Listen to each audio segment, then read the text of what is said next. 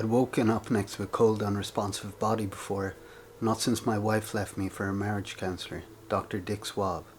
I didn't think we needed counselling, but I guess she benefited a lot from Swab's one-on-one sessions. I was working late in the office and thinking about my luck when she walked in. I thought Lady Luck was finally about to give me a break. A woman like that would usually cross the street to avoid a fella like me, but here she was, walking straight off the pages of the ladies section of the Primark spring catalogue and into my office. She said her name was Lonnie Jouret, but from her accent I knew this wasn't a real John Hancock. Said she wanted me to follow her husband that night because she suspected he was meeting some Bjork-like. Something seemed fishy about her and her story. If I had the choice, I probably would have told her to shove it. But chief among the few things my wife left me was a drink habit to feed, and I'd already fed it 6 months' rent. You could say I needed money bad, and she was flashing plenty. I was 2 days off the booze and ready to square it with Ernie Dichter, my landlord, so I could move out of my car and back into the kitchenette cum bedroom I'd been calling home since the split. Lonnie told me her fellow would be coming out of the Idle Hour, low-life dive near the docks, about midnight. She gave me a picture and I could see why she wanted him tailed. The guy looked shadier than the underside of a flagstone. When he came out he wasn't with no Bjork though. I trailed him for a few minutes before he ducked down the alleyway where he found me. I stayed in his shadows and followed.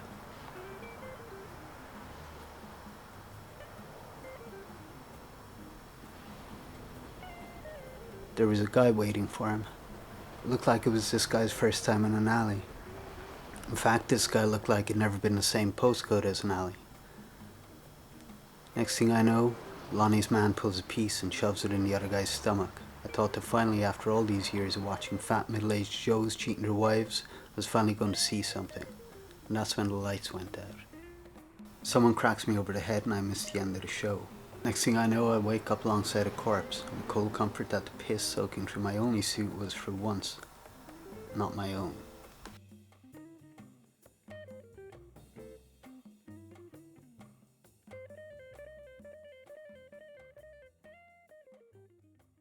You expect us to believe that, Blunt?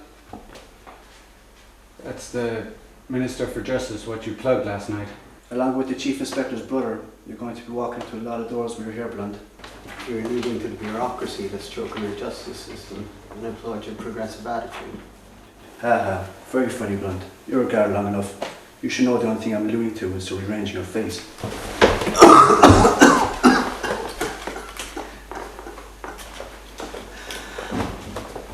My ex-wife is harder than that. Well, Your ex-wife's new man, who's a shrink, was on the phone just there. He said you're fucked up enough to shoot a man in the face and then pass out drunk next to him. Swab! We've men searching your office as we speak. Yeah, only we don't know where he parked it. I think I need a lawyer. Excuse me, Inspector Harrison. Chief Inspector Tolerance wants you in his office now. Ernie, get this man a lawyer. I'll see what the Zero wants.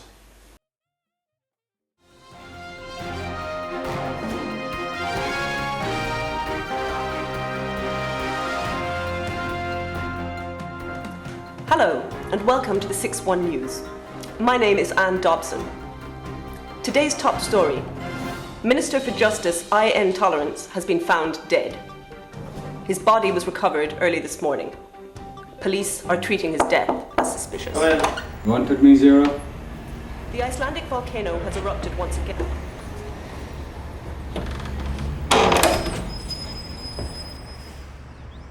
I.N. Tolerance was appointed Minister for Justice 2 years ago and promised a firm hand. I made it clear to the Taoiseach this morning that in accepting the role of Minister for Justice, I felt it my duty to inform him that I would need a free hand to deal with the rampant crime evident on our streets.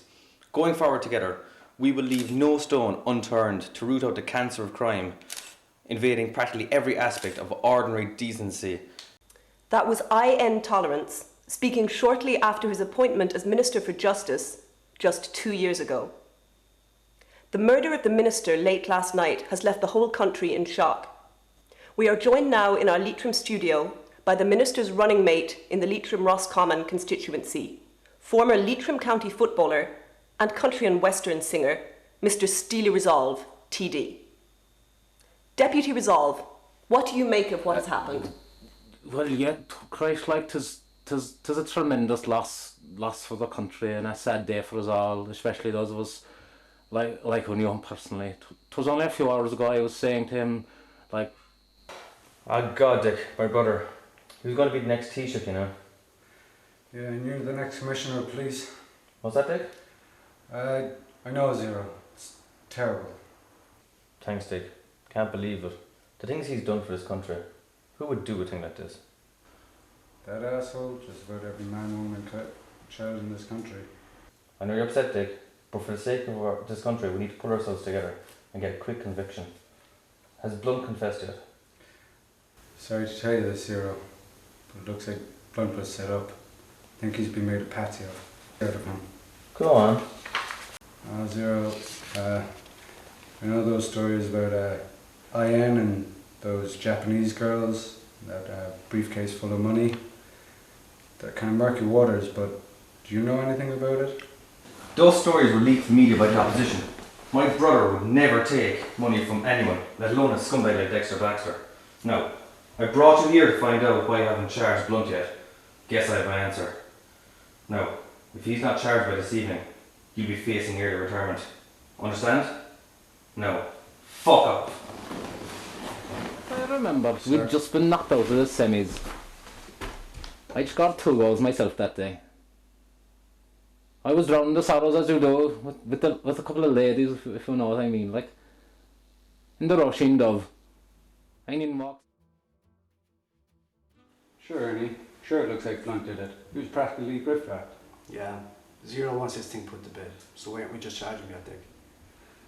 Ernie, if it looks like he was gift wrapped, it's probably because he was. Let's get back out into that alley and let's see if they left us a birthday card. Well, I spoke to the old guy from his yacht license down below at Blunt's office, and he saw a mysterious woman matching the description of Lonnie Jure. That's some good work, Ernie. I got some more for you. You're the boss, boss.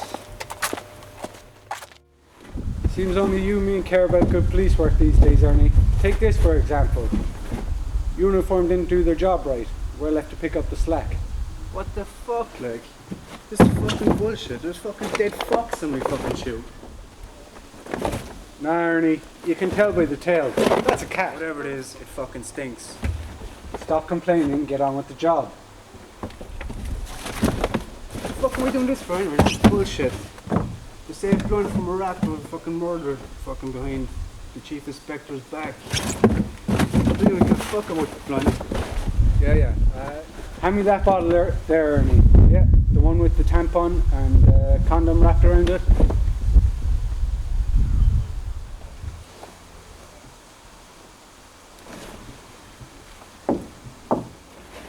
So do you reckon Frank Blunt downed that before he blacked out? But like his blood tox came back clean, so... I've seen Blunt knock himself out plenty of times with a drink, but I don't think he's hit himself over the head. There's blood in this, Ernie.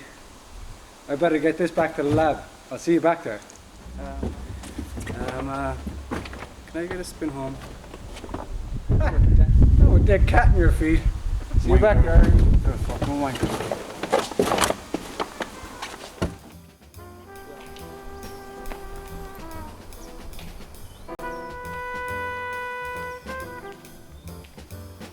When I got back to the car, I found that Detective Goodman must have taken a break from beating on crooks and lowlifes to issue me with a few bucks worth of parking fines.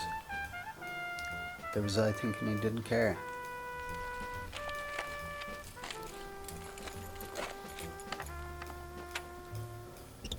I filed him with the others.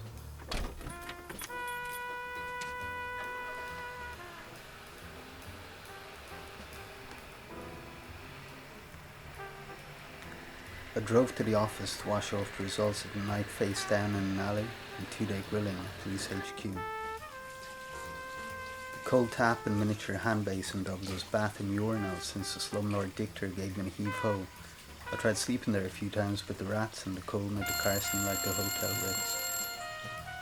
When the phone rang, I knew it was going to be trouble. It always was.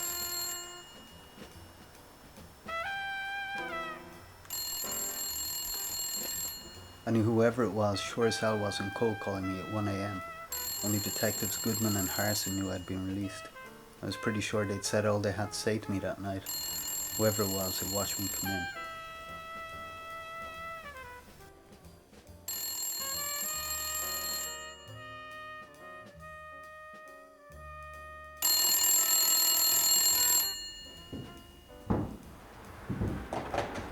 Mr. Blunt?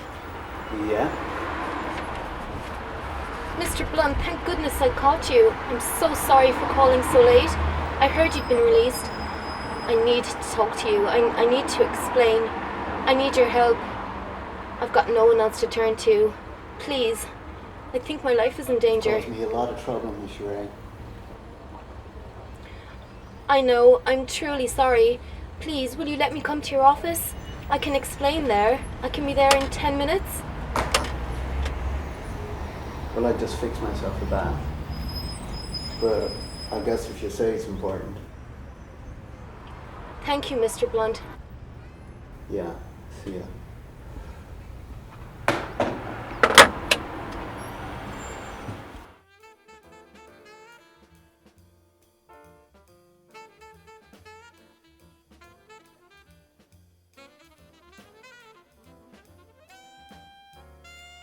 I might have dreamt a few times a woman like that would be calling me up in the middle of the night saying she got to see me. But this wasn't going to go the way them dreams. I had 10 minutes, or less, to decide how I was going to play it. Since I was in the dark, I decided to play to my strengths, and play it dumb. If she really was desperate, maybe I could squeeze a few more bucks out of her. Since the attention she'd brought me was bound to be weed killer to the low-life crop of paymasters I'd spent the last few years cultivating.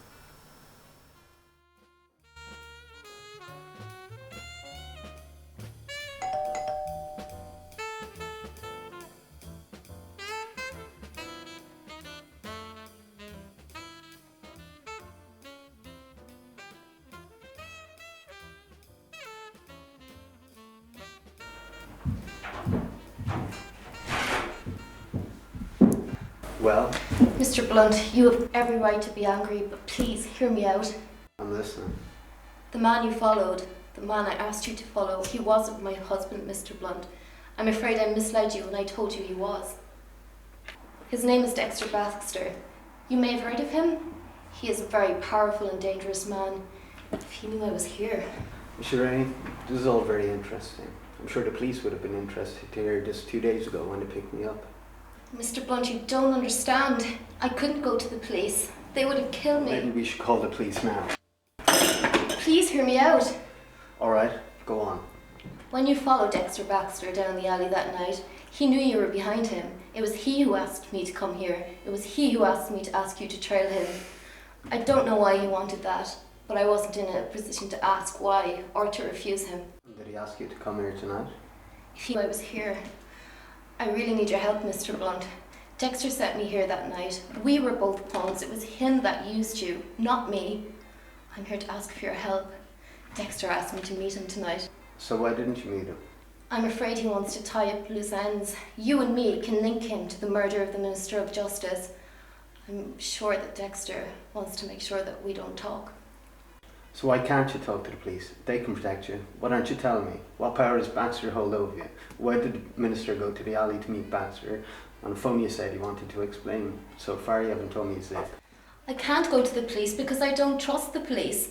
Dexter is a powerful man, powerful enough to bring the minister to the alley that night, powerful enough to make the minister's brother, the chief of police, want to make this murder go away, and you and me with it. I'm sorry, Mr. Blunt, but my problem is your problem now. We need to convince Dexter that we won't do anything that will link him to the murder. If you would meet him tonight. Miss Ray, are you suggesting that the chief of police is involved in the murder of his own brother? Really, if I meet Baxter tonight and tell him to take my word for it, I'll end up like the minister. Fool me once, shame on you. Fool me, you can't get fooled again. Mr. Blunt, would you please hear me out? Dexter isn't going to believe you if you just give him his word. He's a practical man. If you were to ask him to pay you. Miss Ray, seems to me that it's you need to convince Baxter you can keep hush. I can look after myself. But lucky for you, I'm also a practical man. My life of luxury don't come for free. I can pay you anything you want, Mr. Blunt. Keep your pants on. All I need is your cash. You cost me my clients, got me knocked out, locked up, and nearly charged with murder. What's going to cost you? Thank you, Mr. Blunt. Of course, anything. I'm sorry for all the trouble I've caused you. I can pay you anything tomorrow when the bank opens.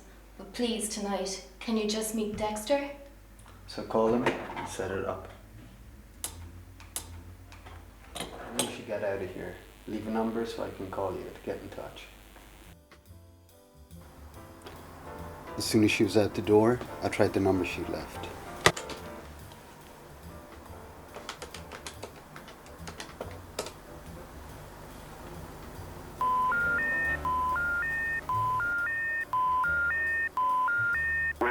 The number you have dialed. Either she was too dumb to remember a phone number or she was too clever to leave it as a clue in my pocket for the cop investigating my murder to find.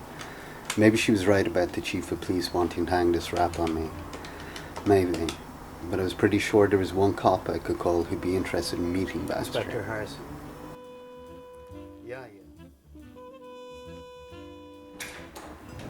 You want to tell me something, Frank? I thought you might be interested in picking up the man I trailed into the alley the other night. The man who shot Tolerance, Dexter Baxter. Go on.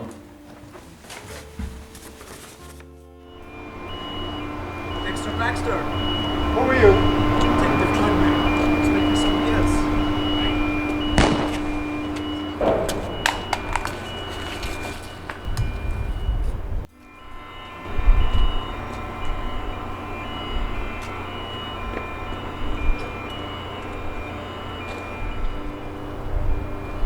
For fuck's sake, Goodman, I can't question a dead man. It seems like you didn't want to answer any questions, Dick. Frank Blunt's hot tip just got me shot to shit, just in case you didn't notice. Christ.